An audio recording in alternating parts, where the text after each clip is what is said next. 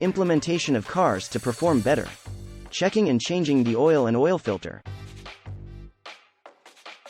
Checking and topping up fluids such as brake fluid, coolant, and transmission fluid. Checking and replacing the air filter. Checking the battery and cleaning the terminals. Checking the tire pressure and replacing worn tires. Checking the brakes and replacing worn brake pads. Inspecting the belts and hoses and replacing them if they are worn or damaged. To run a car, you need to follow these basic steps. Start the car by turning the key or pushing the start button. Press the brake pedal and shift the car into gear, usually drive or reverse. Release the handbrake if it's on. Press the gas pedal to accelerate and drive the car. Use the steering wheel to turn the car.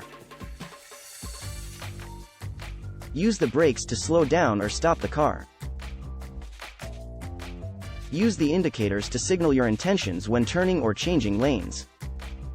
Always wear your seatbelt and obey traffic laws and signals.